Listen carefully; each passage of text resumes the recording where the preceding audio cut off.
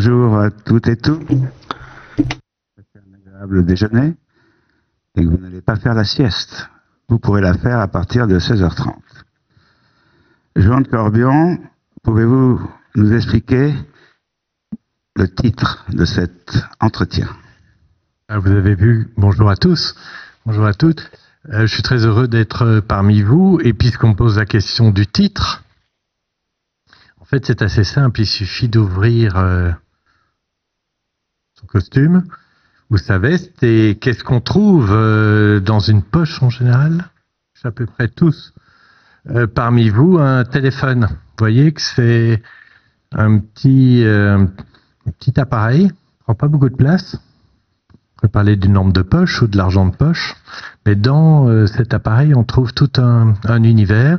Et donc, on va vous entretenir aujourd'hui de la façon dont on peut imaginer un monde futur où chaque mobile pourrait devenir une bibliothèque de poche, en particulier pour des jeunes en situation d'apprentissage, et pourquoi pas dans des pays francophones, anglophones d'ailleurs, ou arabophones, qui n'ont pas notre chance d'avoir accès à de la lecture si facilement. Jean, comment se développent les marchés numériques dans le domaine de la culture et de l'éducation, justement? Alors évidemment, la crise de la Covid nous a appris qu'il y avait une énorme transformation dans nos usages d'enseignement à distance. Tous les marchés de la culture, pensez à la musique, pensez à la vidéo, connaissent cette transformation digitale par laquelle d'ailleurs les modèles d'abonnement deviennent dominants. Pensez à Netflix évidemment, pensez à Spotify, pensez à Canal+, par exemple. Et le marché se transforme beaucoup. Alors, je vais pas donner beaucoup de chiffres, mais sur le marché du livre, qui va nous intéresser aujourd'hui, autant faire un focus sur le marché du livre, c'est un marché de 144 milliards d'euros dans le monde entier, 5 milliards en France, et 95% de la production francophone au monde est concentrée en France. Alors qu'il y a beaucoup plus de francophones, évidemment, en dehors de la France qu'en France. Donc il y a tout un enjeu de trouver une solution simple pour que la production éditoriale, qu'elle vienne tous les pays francophones, puisse rayonner très facilement dans le monde. Il y a des études prospectives qui tablent sur le fait que plus de 50% des usages de lecture dans le monde à horizon 10-15 ans pourraient se faire sous le mode digital. En quoi YouScribe répond à des problématiques locales en Afrique? Alors, parlons un peu d'Afrique, c'est vrai, puisqu'il y a 320 millions de francophones, non d'après les statistiques actuelles. Il se pourrait qu'il y en ait 700 millions. Je me tourne vers les experts d'ici 2050. 95% des francophones dans le monde habiteront l'Afrique. C'est pour ça que j'avais envie de parler d'Afrique. Et on trouve peu de librairies dans ces nombreux pays. Je parle aussi bien du Cameroun, du Congo, du Burkina par exemple, ou même en Côte d'Ivoire, et il y a très peu de bibliothèques. Et donc l'idée avec YouScribe, qui est la bibliothèque numérique dont je vais vous reparler dans un instant, et voilà, trouver une solution simple, économique, rapide, pour que chaque apprenant puisse s'emparer d'un mobile et de pouvoir lire des centaines de milliers de livres. Dans YouScribe, en 2 mots, qu'est-ce que vous trouvez? Des centaines de milliers de livres, dans toutes les matières, en français, en anglais, en arabe, dans d'autres langues aussi, on ne s'est pas du tout limité. Vous trouvez des très très grandes quantités de livres audio aussi, puisque l'apprentissage passe également par l'audio. Et de plus en plus, ce secteur est en très forte progression. Vous trouvez des titres de presse, des documents pédagogiques, bref, un ensemble, un corpus d'ouvrages en mathématiques, en littérature, en livres pour la jeunesse, en bande dessinée même. Voilà, c'est une solution, voilà, qui permet à un coût très accessible de mettre à la portée de tout un chacun une bibliothèque qui souvent n'existe pas dans un très grand nombre de ces pays. Sachez par exemple qu'en France, il y a 15 000 bibliothèques publiques, pour 7 000 habitants, et qu'en Afrique, on dit souvent, pour des raisons historiques, hein, il y a une bibliothèque pour 1 400 000 habitants. Vous voyez ? Donc, pour moi, il n'y a que le numérique, il n'y a pas Kioscript bien sûr, mais il n'y a que le numérique qui, dans ce domaine, permet d'apporter une solution fluide, simple, pour que chacun puisse avoir accès au savoir, et qui est, je pense, à la base de l'élévation du niveau d'éducation, et pourquoi pas aussi une façon de lutter contre la pauvreté. Oui, effectivement, on peut imaginer que des jeunes qui n'ont pas accès à l'éducation à travers les livres puissent apprendre un métier et sortir de leurs conditions. Et évidemment, comme nous sommes ici un peu en territoire canadien, vous avez au nord du Canada les territoires inuits et donc les Amérindiens. Et je pense qu'avec les technologies type Starlink, ça va quand même changer, puisque jusqu'à présent, les jeunes partaient souvent dans la journée, bien sûr, mais souvent plusieurs mois, loin des parents, pour aller apprendre les choses. Oui, les satellites, c'est une vraie solution pour apporter simplement l'accès au réseau partout dans le monde.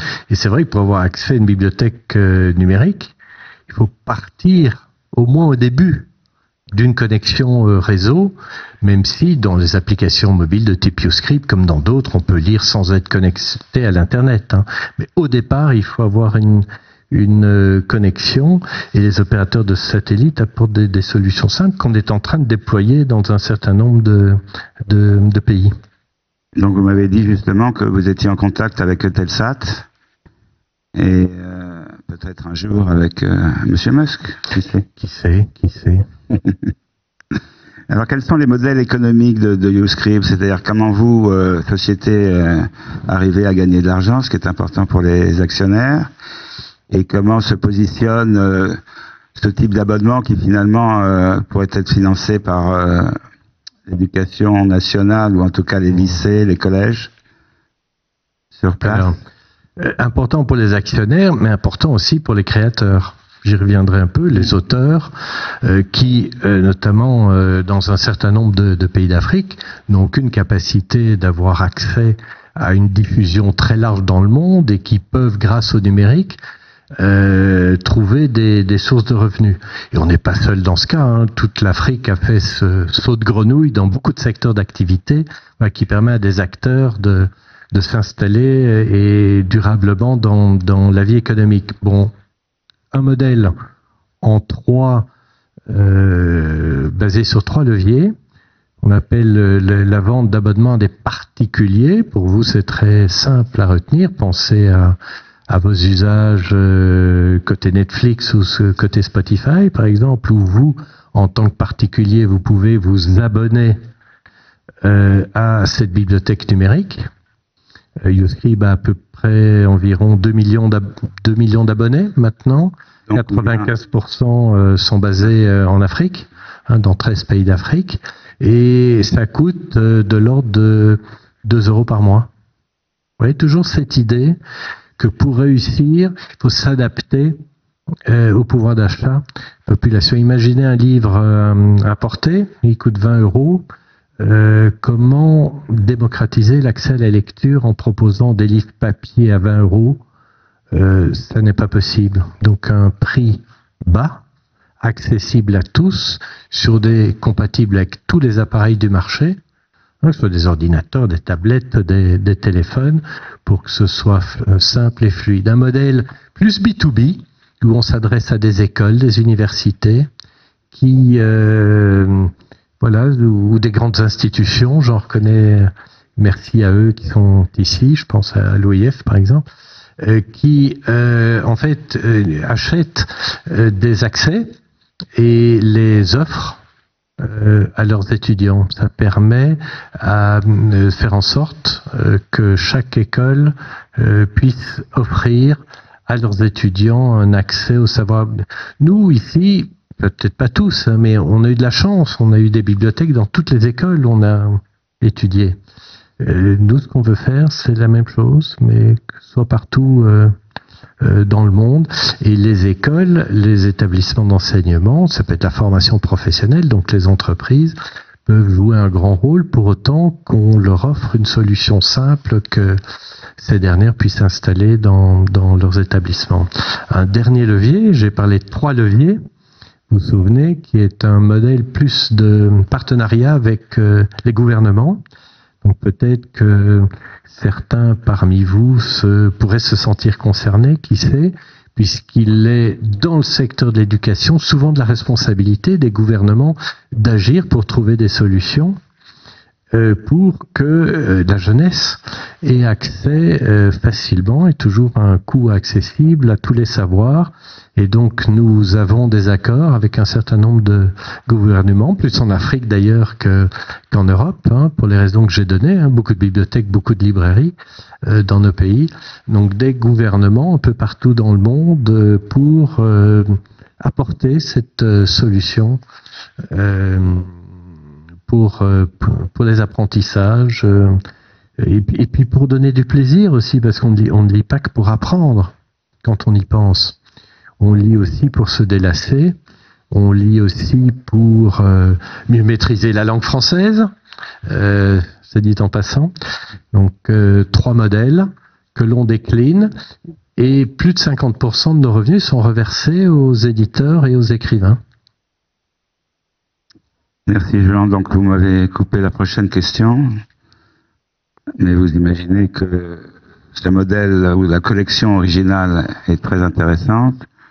Je crois que dès le départ, vous aviez visé l'auto-publication. Il est évident que je crois que dans un pays africain, vous allez nous dire, il y a déjà des auteurs, des autrices très suivis. Et ah oui, mais on en a parlé un peu tout à l'heure. Il y a peut-être des écrivains parmi vous. Ou pas d'ailleurs. J'ai rencontré tout à l'heure des professeurs. Voilà quelques-uns. Et en fait, un écrivain, en fait, il aime être lu, non? Oui. Et en fait, donc la question d'être lu, c'est une question de diffusion, de distribution. Une fois que j'ai écrit mon texte, comment je le rends accessible? Alors dans nos pays, on est quand même bien organisé avec des éditeurs, qui publient pas toujours tout ce qu'on leur propose, hein, malheureusement, mais on a des librairies, on a des systèmes d'imprimerie, voilà, qui permet à l'industrie, je l'ai rappelé tout à l'heure, 5 milliards d'euros. Voilà, et l'édition en France parvient à diffuser de l'ordre de 400 millions de livres par an. Et on sort d'ici, on va trouver des librairies pas loin, et on donne la chance à des écrivains, voilà, d'obtenir une juste rémunération, en tout cas, quand on est beaucoup lu, d'avoir une rémunération de son travail. Mais dans beaucoup de pays, ça n'est pas le cas. On l'évoquait tout à l'heure, il y a pas toujours les librairies, il n'y a pas toujours le pouvoir d'achat qui permet à tout un chacun d'acheter un livre. Et c'est un peu l'ADN et l'origine de YouScribe. C'est un drôle de nom, non, YouScribe? Qu'est-ce que vous trouvez dans YouScribe? Pensez un peu YouTube. Scribe, c'est un terme francophone, c'est celui qui transmet le savoir, mais le you s'adresse à vous. D'où le nom de la marque, hein, c'est YouScribe, c'est vous qui publiez. Que publier, ça ne veut pas dire spécialement imprimer un livre, ça veut dire rendre public au sens étymologique. Hein, Donc, trouver une solution simple pour donner le pouvoir de lecture à tous. On en a parlé au début de la conférence, mais c'est aussi donner le pouvoir de publier à tous. Et ça, je trouve que ça vaut la peine de donner ce pouvoir, toujours avec une solution simple, où tout un chacun qui a écrit, ça peut être un prof d'économie, ça peut être un romancier, ça peut être un ouvrage de jeunesse, peu importe, c'est donner la chance à tous les écrits d'exister. Or, si on imagine et on espère que tous les écrits vont exister sur un papier, on se trompe. C'est pas le sujet de l'avenir, c'est comme on l'évoquait tout à l'heure. Donc YouScribe, c'est une plateforme, comme pour YouTube, qui permet à tous ceux qui ont envie de transmettre un savoir, ça peut être un prof de français, ça peut être un prof de maths, d'utiliser cette plateforme, c'est gratuit, voilà, de publier, d'uploader, d'uploader un fichier, de pouvoir le partager dans le monde entier. Vous voyez, le concept, voilà, permet d'élargir l'accès et la diffusion de tous les écrits partout dans le monde. Et c'est vrai qu'on a découvert, je termine là-dessus, j'espère que je ne suis pas trop long, on a découvert qu'un certain nombre d'auteurs, notamment camerounais, congolais, publiaient sur la plateforme YouScribe, là en l'occurrence sont des romans, très intéressants, et c'est parmi les livres les plus lus sur YouScribe. On s'est dit, mais comment ça se fait que des romans et des textes d'autrices congolais captent autant de lectures? C'est très intéressant et ça justifie, je dirais, toute la création de la société, mais c'est simplement parce que ces autrices ont des réseaux sociaux immenses. Je pense à une qui a 12 000 followers. Je crois que c'est sur Instagram ou sur Facebook, ou les deux. Et en fait, c'est de donner la chance, je termine là-dessus, aux autrices et aux auteurs de se faire connaître auprès de leur public, mais tout simplement de donner une solution simple et peu coûteuse pour que chacun puisse avoir accès à leurs écrits. Pardon d'avoir été un peu long. Non, c'est pas grave, c'était très intéressant. Et la dernière question va être sur les livres audio. Vous en distribuez, vous pensez que ça peut se développer? Je me souviens que les premiers livres audio étaient sur mini-cassette, pour ceux ou celles qui ont connu ce format, qu'on mettait en général dans la voiture. Il fallait pas choisir n'importe quoi. D'ailleurs, un de mes fils m'avait fait écouter la version compressée, numérique et tout ça sur la philosophie, et là c'est extrêmement dangereux quand vous êtes au volant. Est-ce qu'il y en a parmi vous qui écoutent des livres audio? D'ailleurs, j'imagine que je vois beaucoup de mains se lever. J'en vois. Alors, c'est un usage qui se développe énormément dans nos pays. C'est un secteur qui était quasiment inexistant en termes d'industrie du marché il y a 10-15 ans. Et aujourd'hui, du fait toujours de ces petits appareils, on en revient toujours de ce petit format, qui permet à chacun d'écouter des livres audio. Ça représente 10-12% du marché actuel du livre. Mais ce qui est très intéressant, YouScribe en propose des dizaines de milliers, des livres audio. Mais ce que je trouve intéressant, au-delà de ce que l'on propose, c'est de se dire que la solution audio est idéale, en effet, quand on fait autre chose. On peut écouter le Comte de Monte Cristo en préparant une pizza, par exemple. Ça permet peut-être d'être inspiré, mais l'audio permet de faire autre chose. C'est un premier avantage. L'audio, ça permet d'avoir accès aux connaissances et à l'usage de la langue française.